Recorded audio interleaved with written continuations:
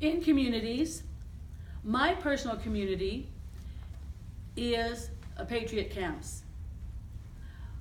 There are some groups that always meet during the summer to teach kids patriotism, United States history, the Constitution, the Founding Fathers, the Founding Moms.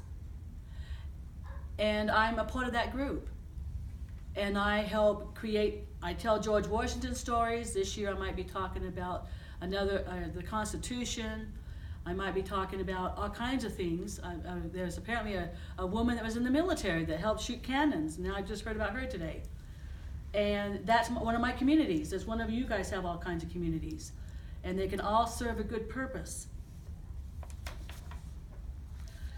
In each of our communities, we share a role.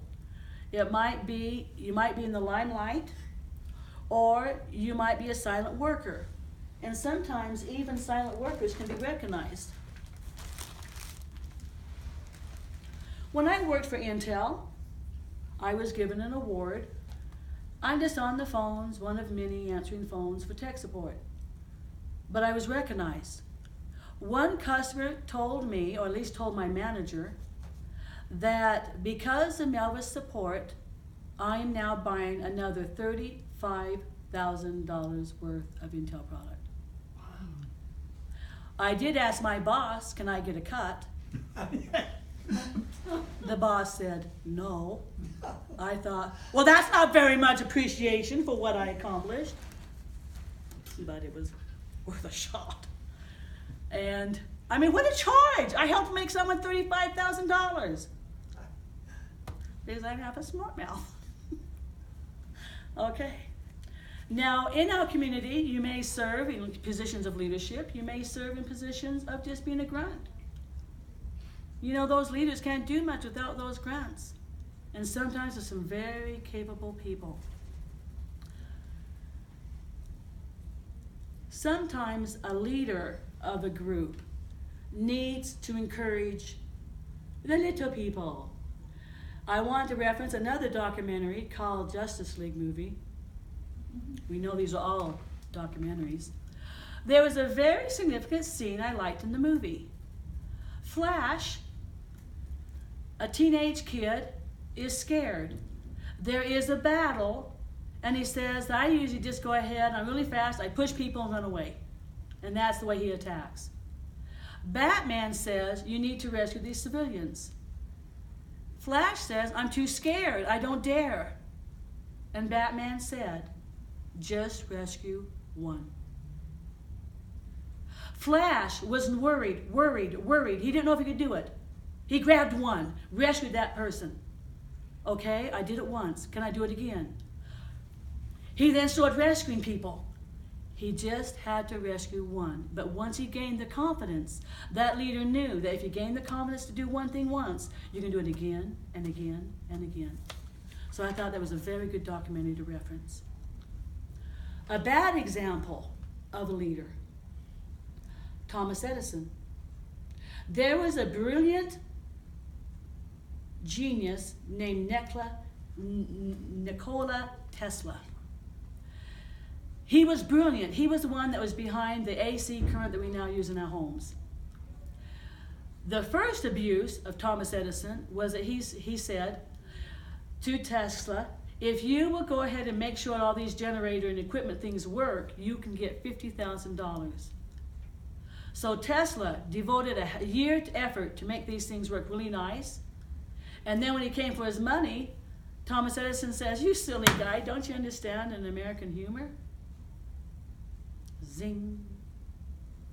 Then, when Tesla felt the betrayal, he left for another company, Westinghouse, and being the questionable ethics of Thomas Edison, he badmouthed and said that all the inventions of Tesla were stolen from Edison. But the brilliance of Tesla was Tesla. He even had a way to have electricity without wires. He could actually power devices through the air. Had Thomas Edison not burned Tesla multiple times, what could they have achieved together? Unfortunately, when Tesla died, the FBI took all his paperwork, so we can't work on these pensions. But that is an act that a leader could have helped and blossomed to make his company prosper had he treated his people correctly. Another example of a leader over a group. Washington's men were not getting paid. The officers were ticked, and they wanted to take over the country. Washington came to these men that were then starting to plot the takeover of this new United States. And Washington says that he's going to read a letter, and he says, "I'm sorry, gentlemen, I'm going to have to put on my glasses because I have lost my eyesight in the service of my country. No more did these men want to go against the United States when their general gave himself up, his sight and other things, to serve his country." He was also started a precedence that he would only serve 2 terms. And the King of England says, for a man to be able to have all that power in the United States and to leave it to go home is a true hero. A lot of times heroism is when you help someone else go up the ladder. There's a quote of a robin seeing a turtle on a post. And the robin, the bird says, "Well, how'd you get there?" And the turtle says, "Well, obviously it wasn't by myself. Someone had put the turtle at a higher level." Lee Iacocca says, "I hire people brighter than me, and I get out of their way." Another good examples of that. In the documentary, Captain America, the movie, in the beginning, before he became Captain America, how did he survive fights? He always lost. They beat him up. But he got up and says, "Hey, is that all you've got?" And his spirit was not beatable. And that was one of the reasons why he was selected to become Captain America. Muscles. When we exercise, we tear down our tissues. And when you have soreness for the next few days, it's called delayed onset muscle soreness. And that's where the muscles have to rebuild and the muscles become stronger. I mean, here's one of my muscles right here, and that's just from all that exercise I do. An iron maker will have strong metal, hammer it, soft metal, hammer it, fold it, hammer it till it's flat, and add the weak metal and the strong metal together. The weak metal prevents steel from becoming brittle.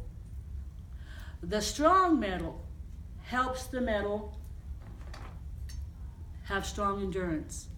And so they finally knock it all together until that metal has weak and strong together.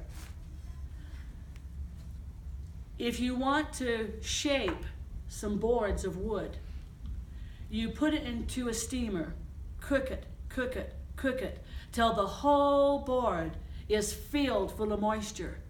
You take out those steaming blocks of wood and you put them into a mold, and then you let them dry, and the boards will stay in the shape of that shape.